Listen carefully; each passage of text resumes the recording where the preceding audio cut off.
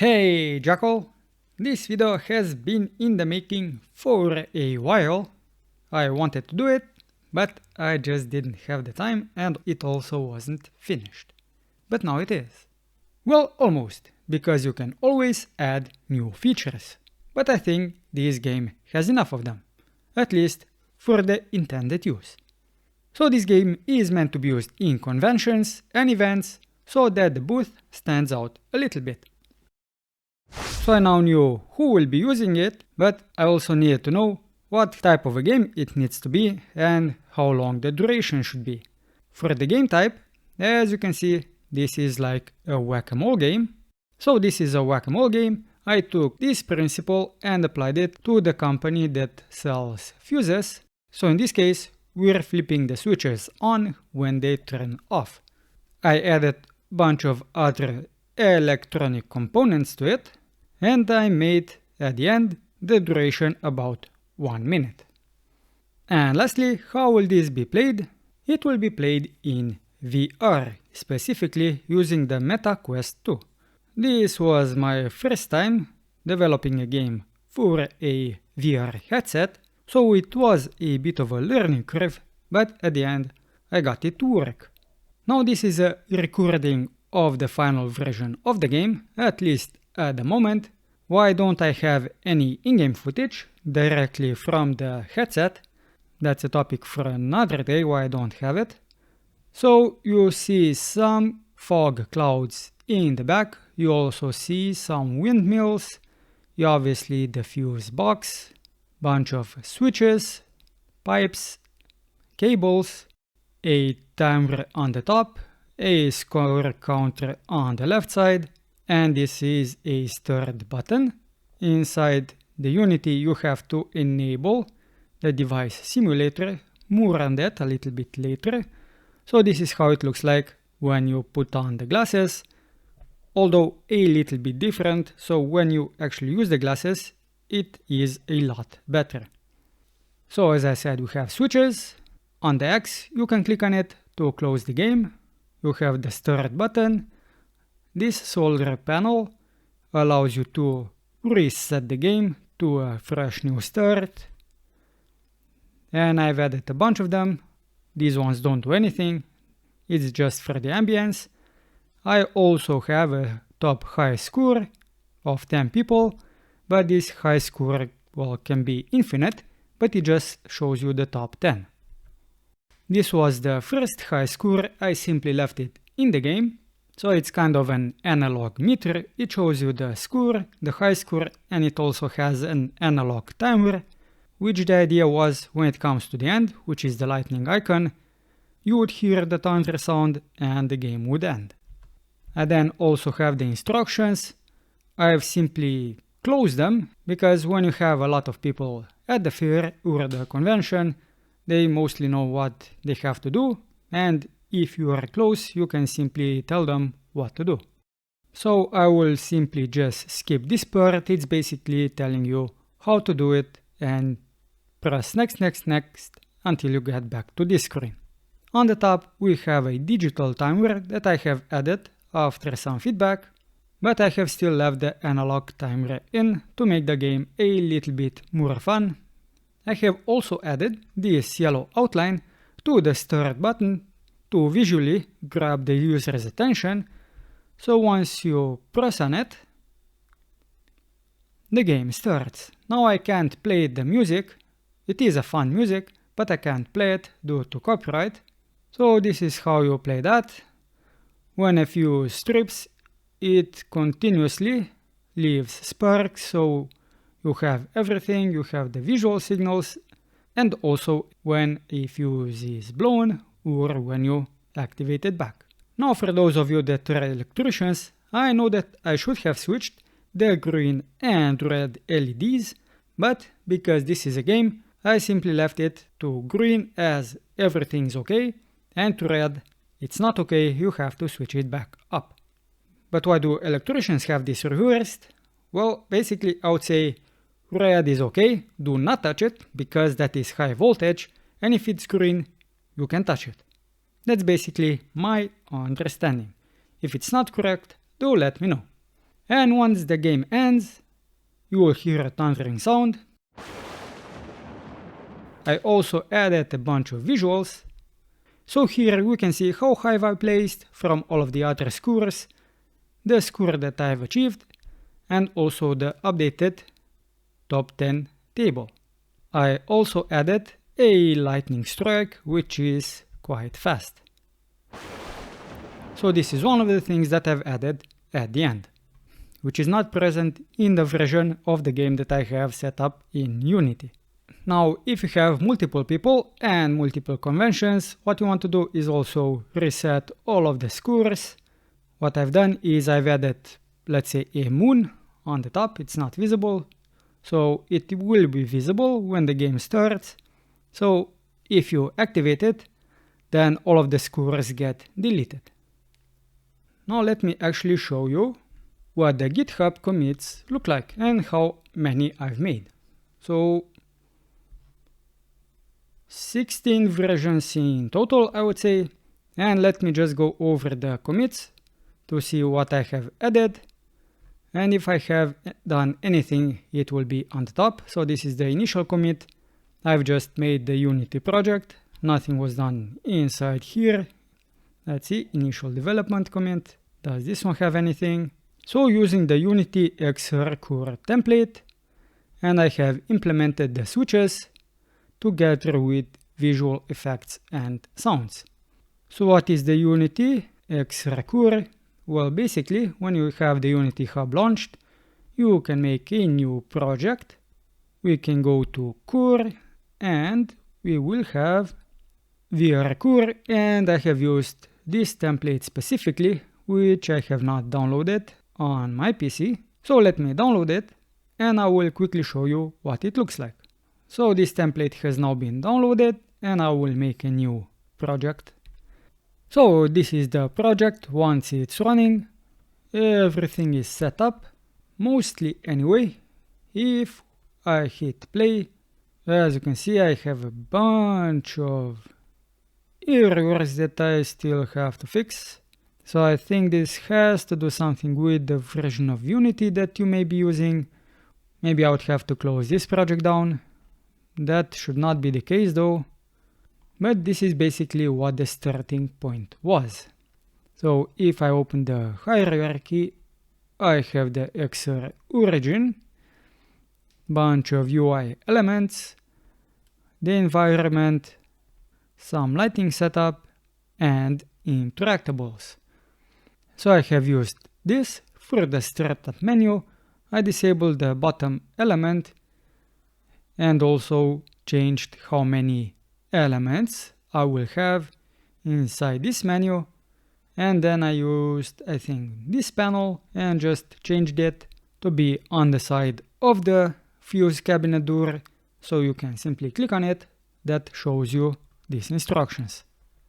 So in this case, the template does mostly work out of the box. If you don't have a VR headset, you can use a keyboard and mouse. But if you use a blank project, you will have to go to the package manager and import the XR interaction toolkit. Otherwise, you will not be able to control the game. And speaking of that, if you use it to test the game, you will then also have to disable it when you make a build that is intended to be used in a headset. If you mistakenly make a build with this device simulator enabled, then the headset will go all crazy on you. If you move a little bit to the left, right, or up and down, then the whole screen will move with your head, which doesn't look good. So make sure that this is disabled, and if it is, when you want to test it in the editor, you can see that you cannot do anything. But if this is enabled, you can look around and you can control both of the left and right hand. The left one is being controlled when you hold shift. The right one is being controlled when you press space. Also, you can grab on interactable objects like this, I am using G. You can see what the G is on the Quest 2. So it is this right thumb or the left thumb, and on the right joystick it's on the left side. And the trigger which interacts is this one. So your index finger. This is how you activate the switches. Now I have activated it, the game is running. To make it easy, I could lock the switch in, click on it, or simply go over it and click on it. Now the downside of using the Unity editor is that you can't use both hands. At least I can't. If I do, both controllers move in the same direction. And now if I click on this solar panel, the game will reset in about 5 seconds, which is exactly what happened. Now let's take a look what I have implemented. So version 2 has a fuse cabinet. This was done with a bunch of cubes. So 3D object, cube. I've basically changed the scale of it. So basically I made some crude shapes, just like this, position them how I want them to be to make this box. I do have the fuse cabinet, so I can show you how that one looked like. So this is actually the first fuse cabinet that I used. And as you can see, it is just a bunch of boxes made with base shapes. So this was done completely in Unity, just so I could get the initial feel of the game. And after that, I went into Blender to have the same kind of layout and size, and then import that model back into Unity. And the major thing in this game was the animations.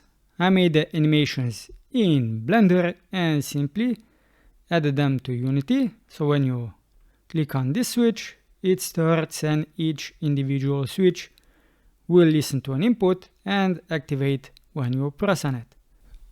So this is the start button animation. It is done completely in 24 frames, as you can see, and I had a lot easier time doing it in Blender and importing the animation than doing the animations in Unity. For some reason those would just not work, so that is why I have done this. So simple animation for this one, then I have this one. Now why is everything looking really bad? I think this has to do with me using Blender 4 in this case, but when I've done this I've used a newer version of Blender and for some reason this is not compatible, so it's looking all kind of strange. But the animation is intact. So this one has two animations, which is the flip on and then switch off. So this is the start button. I'm not saying that it's the best implementation, but it does work. So I have the restart button idle and restart button and the two animations. So this is how the animation looks like. As for the switches, I have switch on and switch off. And this took a little bit of tweaking, as did for the button, so that the animation looks nice. So that was version 2. Let's go to version 3. So I have added all of the visual effects and sound effects, and also make the game start. And when the time runs out, the game ends and the switch flips back on. Which switch? Well, all of them. All of the switches then go back into the starting position, so they all point up. And also the effects and the music turn off. And then I also had a to-do, so I knew what I had to do in the next steps. Let's quickly go to version 4. On the simple start screen, I have basically taken this element and replaced the images and this menu with other elements and the text that was supposed to be displayed.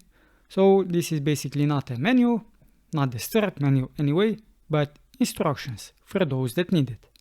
And I have added a high score, and the high score is persistent, so it means that I have also saved it, and I have saved it using just the player preferences. So this was the initial high score and score. I have made this item in Blender. As you can see, this one also looks really bad. Looks a little bit good because there is no light, but if I turn on the light, as you can see, it's also bad. So we can just look at it in this view. So this is the analog score and high score meter, and also a timer. Originally this was set to be 2 minutes, so 120 seconds, and when this icon disabled basically went from yellow to red, the game was over. Which I knew what it meant, but anyone else that was basically new to the game had no idea. And also I had no pop-ups at the end, so they just kept playing even though no switches would be able to turn on. When it comes to the points, let me just move this on the y-axis. So it looks like this. It has 10 digits. When you score, this will move around. In hindsight, as you can see, I only have 4 digits. In the game, it's possible to achieve a score more than 10,000, so I would have to have 5 digits, but I will leave it as is. Now when it comes to exporting the Blender file to be used in Unity, I simply went to export, and I think I've used the FBX files. So simply select everything that you want to export. I did not make any selection at this moment. So you would simply enable this. That means that you won't be exporting any lights and cameras. And I think that's pretty much it. And once you import the files into Unity, you can simply move them around and scale them as you want. The only thing that I don't remember how I've done, because I don't have the file, is the antenna. So this is how it looks like. So this is the inner piece, one of them, and this rotates around using math based on how many points you actually got. So let's see version 5. So the start screen can be re-enabled, meaning that I have added the instruction button, and I have added some fade animation between the two. I have added also images, and I guess this is actually where I have added the model for the points. But based on the image, I also have the working, but based on this image, the timer is also doing something. So let's go to version 6. So in version 6, the score now rotates the analog meter, and also resets correctly when you replay the game. So I did have to do a bunch of debugging and bug fixing.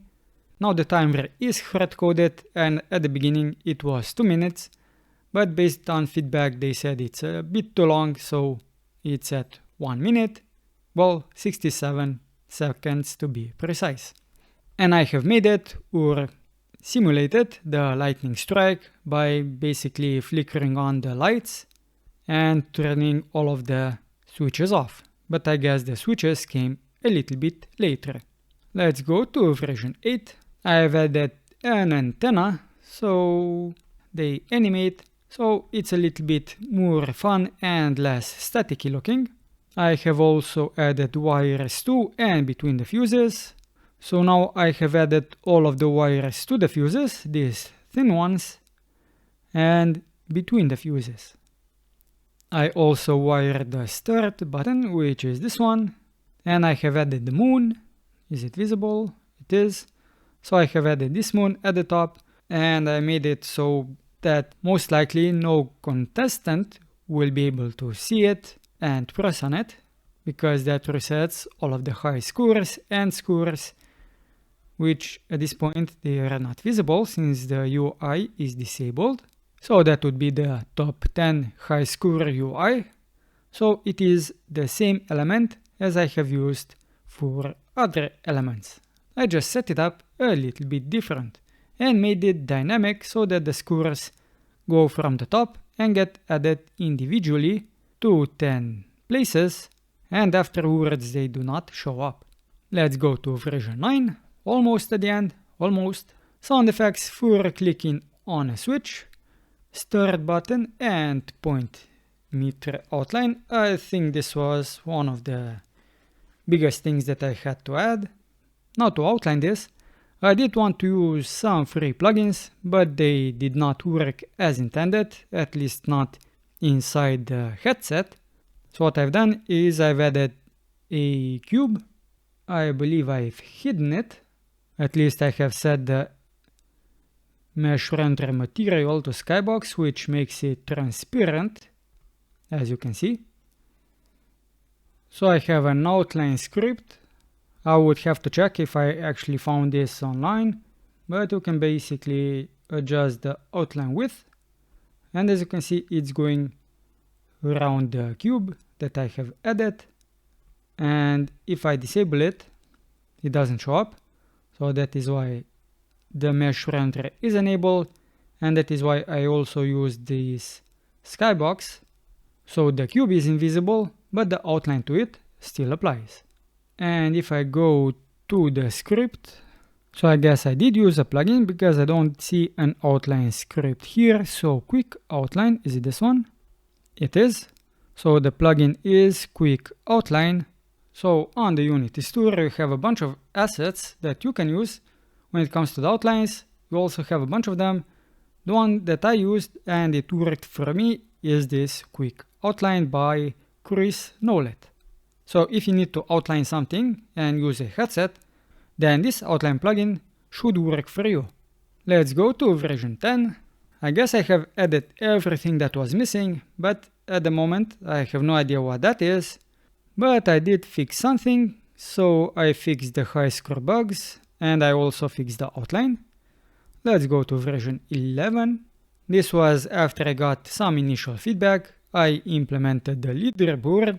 Now what people also wanted was to have a multiplayer. Now that is possible, but because this is in VR and it's a first time project that I'm doing, and because the multiplayer was not in the scope at the beginning, I do not know how easy it would be for me to implement this.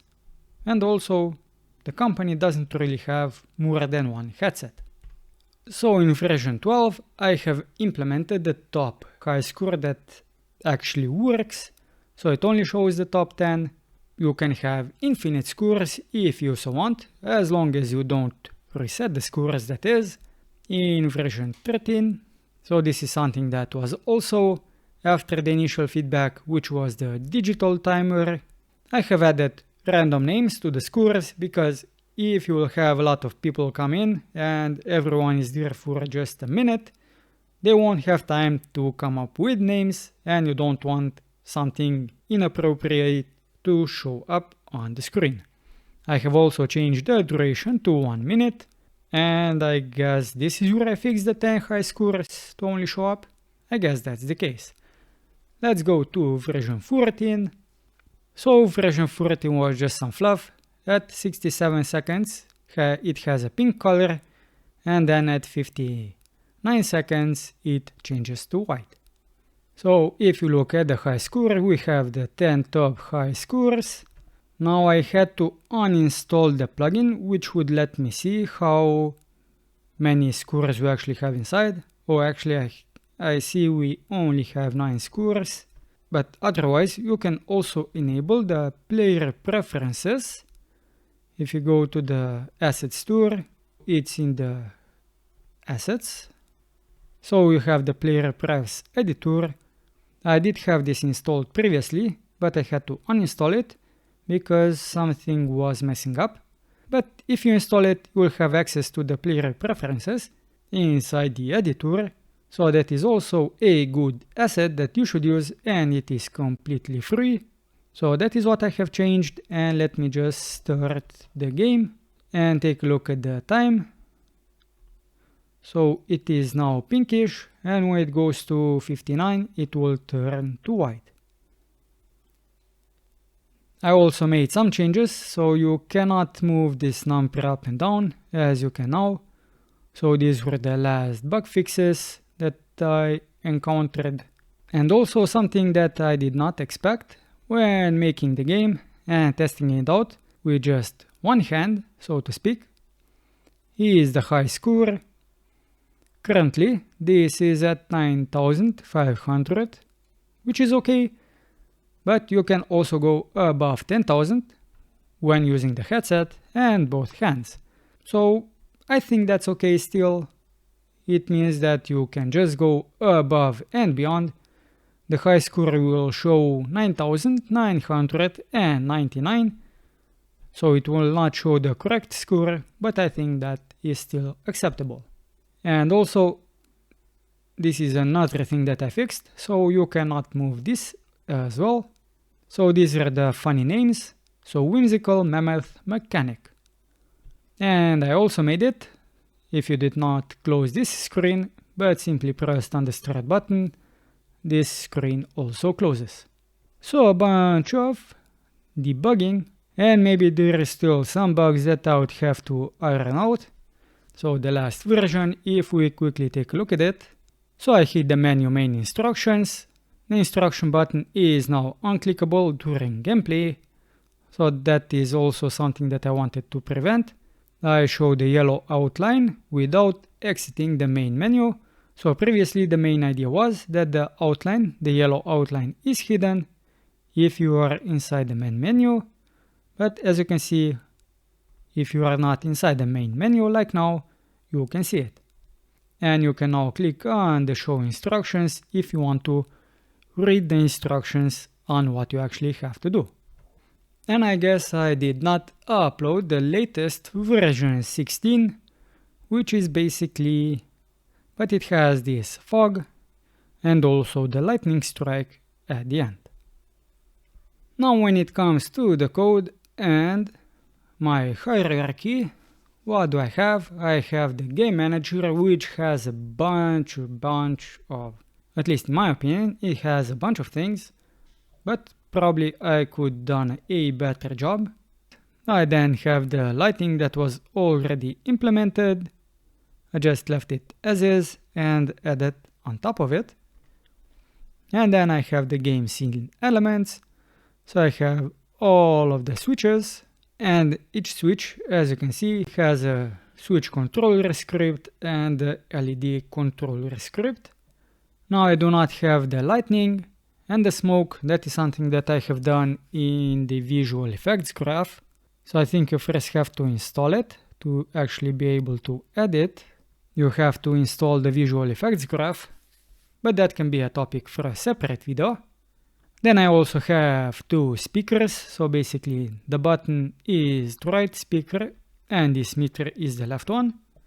Now because these two speakers play the same audio at the same time, there might be a slight delay or echo, but I did not actually notice it.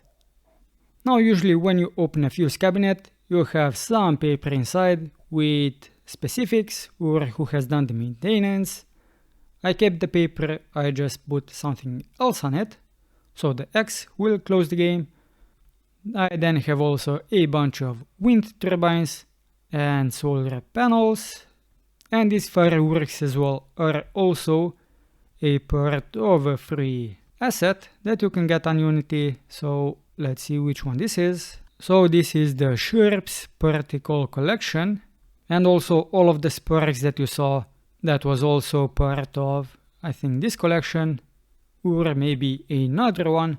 So if you need some sparks, fireworks and stuff like that, you can simply go to the asset store and get all of those. I think that should be it for this video. I have learned a lot during this project. So this project is now complete. I did enjoy making it and hopefully I will make more of them. If you have a project that you would like for me to work on, let me know. When it comes to this game, it does attract attention, so the conventions can be a bit more fun than usually. If you found this video interesting and would like to see how I implemented a specific thing, let me know in the comments down below. And subscribe to the channel if you would want to see more content like this. I'm Simon, and until next time, Jackal, keep it digital.